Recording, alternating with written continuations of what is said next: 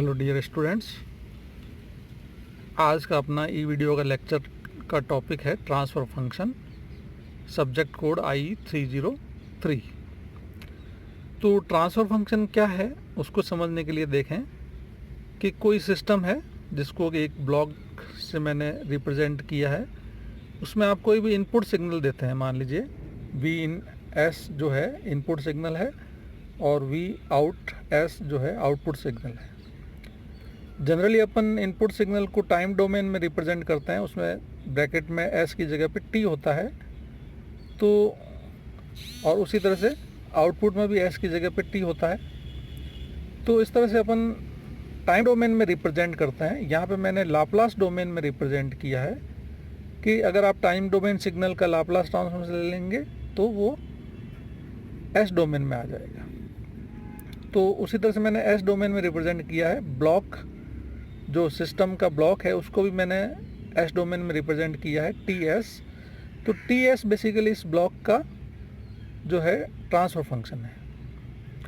तो कोई भी इनपुट देंगे आउटपुट मिलेगा, तो आउटपुट को भी लाप्लास डोमेन में अपन ने शो किया और इनपुट को भी लाप्लास डोमेन में शो किया है, S डोमेन में शो किया है। तो ट्रांसफ़र फंक्शन कैसे डिफाइन करते हैं? तो देखिए, सिस्टम का ट्रांसफ़र फंक्शन क्या है? आउटपुट सिग्नल का Laplace transformation upon input signal का लाप्लास ट्रांसफॉर्मेशन। ये बेसिकली जो टाइम डोमेन में गेन निकालते हैं अपन, वो उसी के इक्वलेंट है और ये बेसिकली S डोमेन में अपन डिफाइन करते हैं। तो एक तरह से S डोमेन में गेन है ये आउटपुट सिग्नल का Laplace transformation upon input signal का लाप्लास ट्रांसफॉर्मेशन। तो ये आपको ट्रांसफ़र फंक्शन देगा एंड इसमें इनिशियल कंडीशंस को जीरो मानना है। तो जब भी ट्रांसफ़र फंक्शन डिफाइन करेंगे इनिशियल कंडीशंस को जीरो माना जाएगा। देखिए, जनरली ट्रांसफ़र फंक्शन जो है टाइम इनवेरिएंट और लीनियर सिस्टम के लिए डिफाइन किया जाता है। टाइम इनवेरिएंट का मतलब क्या है कि सिस्टम जो है उसके पैरामीटर टाइम के साथ में चेंज नहीं होते हैं, उसको टाइम इनवेरिएंट सिस्टम कहलाता है।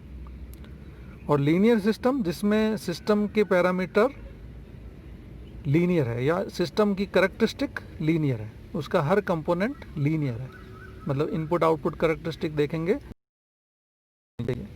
तो केवल लीनियर सिस्टम के लिए अपन ट्रांसफ़र फंक्शन डिफाइन करते हैं। दूसरा ये कि देखिए, मान लीजिए आप इनपुट सिग्नल को इम्पल्स सिग्नल लेते हैं। जैसे इस केस में मान लीजिए इनपुट सिग्नल को मैंने इम्पल्स सिग्नल लिया, तो इम्पल्स सिग्नल का लाप्लास ट्रांसफॉर्मेशन आप जानते हैं यूनिटी होगा। तो उस केस में इसकी वैल्यू 1 हो जाएगी। तो ट्रांसफ़र फंक्शन क्या हो जाएगा? उसका आउटपुट जो रेस्पॉन्स होगा उसका ही लाप्लास ट्रांसफॉर्मेशन जो है ट्रांसफ़र फंक्शन होगा। आउटपुट सिग्नल का लाप्लास ट्रांसफॉर्मेशन लेंगे तो वो ट्रांसफ़र फंक्शन के इक्वल आ जाएगा। तो एक दूसरी डेफिनेशन भी होगी कि it is defined as the Laplace transformation of the output response of the system, या it is defined as the impulse response of the system in S domain. तो ये एक अल्टरनेट डेफिनेशन होगी लाप्लास मतलब transfer function की। Generally transfer function किसी भी system का निकालना हो तो कैसे निकालेंगे? तो उस सिस्टम की डायनामिकल इक्वेशंस, बेसिकली वो डिफरेंशियल इक्वेशन की फॉर्म में होती है, उसको आप पहले लिखिए, उसका फिर लाप्लास ट्रांसफॉर्मेशन लीजिए और उसको फिर आउटपुट ऑफ द, तो उसको आउटपुट सिग्नल का Laplace transformation upon input signal का लाप्लास ट्रांसफॉर्मेशन की फॉर्म में अरेंज करिए, जो कि आपको ट्रांसफ़र फंक्शन देगा। तो इस तरह से अपन किसी भी सिस्टम का ट्रांसफ़र फंक्शन फाइंड आउट कर सकते हैं अगर आप उसकी डायनामिकल इक्वेशंस लिख सकते हैं। तो इस लेक्चर को अपन यहीं कंक्लूड करते हैं।